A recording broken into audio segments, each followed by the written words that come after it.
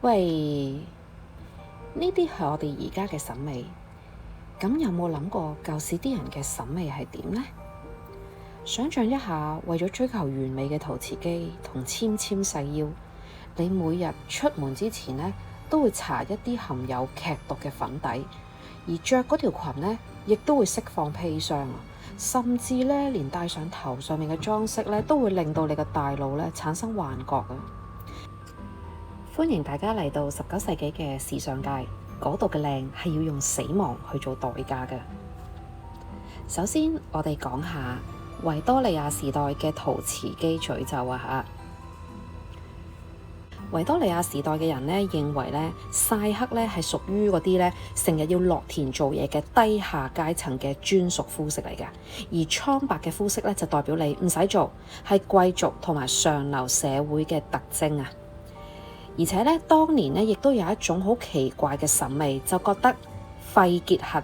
呢一種病嘅患者嗰種面色蒼白啦、眼窩凹陷啦，嗰個樣好靚啊！佢哋覺得，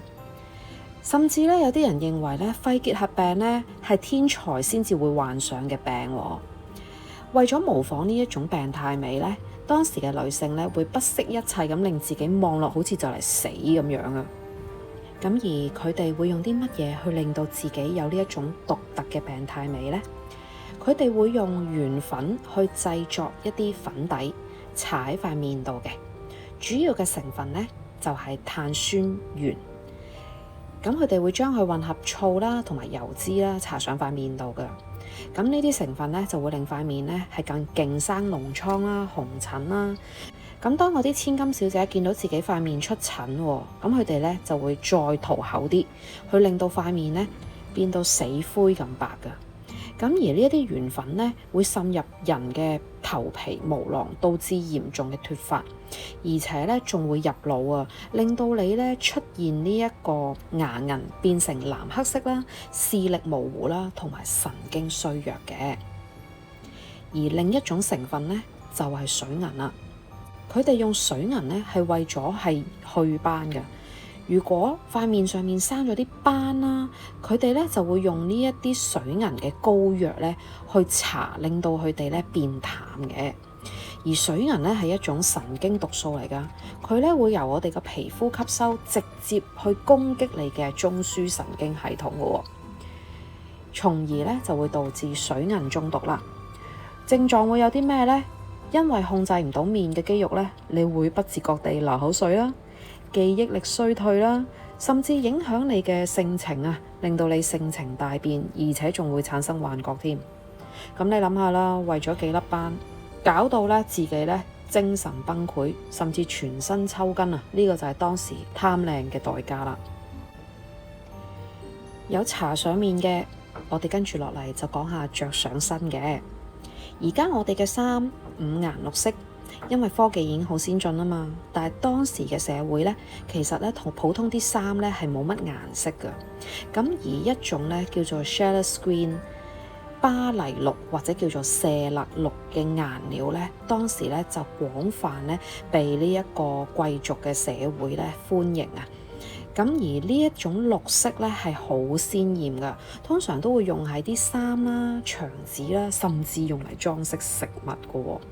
咁但係其實呢種綠咧嘅染料裡面係含有大量嘅砷，即係砒霜啊。喺潮濕嘅環境底下咧，佢直情係會釋放毒氣添㗎。呢一種綠色咧係由瑞典化學家發明㗎。為咗達到呢一種咁鮮豔嘅顏色咧，必須要將銅同埋砒霜混合㗎。咁而咧呢一種染料咧係會喺布上面咧剝落嘅喎，變成咧好細小嘅有毒粉塵，隨住空氣吸入，通過流汗吸收入皮膚裡面㗎。而且唔單止係着嗰個人瀨嘢㗎。製作呢一啲裙嘅女工咧，佢哋都會咧因為長期接觸呢啲染料而引致到咧指甲會剝落啦，甚至會咳出咧帶有綠色嘅血㗎。當時咧有報道話咧，有一個喺舞會上面着住呢一種綠色裙嘅少女咧，因為咧當時嘅環境悶熱啊、流汗啊，而導致咧裙裡面嘅砷大量釋放，而且仲令到佢咧當場咧喺個舞會度咧係痙攣倒地啊！頭先都講過，呢一種嘅顏料呢，唔單止淨係喺布料上面㗎，喺起樓嘅時候呢，都會用喺牆紙嗰度啊，搞到呢新嘅樓就好似一間有毒嘅密室咁啊！啲人仲以為係新樓嘅味道啊！所以話真係愛靚唔愛命。當時嘅少女着住一條咁靚嘅綠色裙去參加舞會，佢哋梗係唔知道自己原來已經着住一條釋放毒氣嘅裹屍布啦。好啦，講完搽上面嘅，着上身嘅，係時候講下食落肚嘅咯。食落肚嘅當時會有一種美容聖品鐳 Radium。呢種物質其實係一種放射性物質嚟㗎，由於佢識發光㗎，當時啲人呢覺得呢飲咗佢呢就係可以令到你長壽啦，而且更加有活力咁話喎。當時呢嘅市面呢係會有鐳嘅化妝水啦、牙膏啦，甚至係能量飲品推出市面㗎。而呢一種物質呢，佢嘅化學特性同鈣好似㗎，所以你飲咗落肚之後呢，個身體呢會以為佢係鈣，直接呢就將佢輸送到去你個骨頭裡面啊。咁呢一種鐳呢，就會喺你個骨頭裡面呢不斷放射啊，由內至外咁將你啲骨呢燒出一個一個窿，令到啲骨呢係脆化，好脆弱㗎。而當時有一個美國嘅百萬富翁呢，佢因為咧就係飲呢一啲鐳水飲得太多，最後咧佢成個下顎骨咧係完全溶解，成塊面咧冇咗個下顎支撐咧係毀容崩塌㗎。當時啲人仲瘋狂到發明咗鐳嘅護墊、鐳嘅內褲，啲人以為呢一種發光物質咧係上帝嘅恩賜啊，結果咧就直接將啲輻射射落自己嘅身上面啦。人類為咗追求靚，其實一路都係咁樣嘅，只係變咗唔同嘅方式。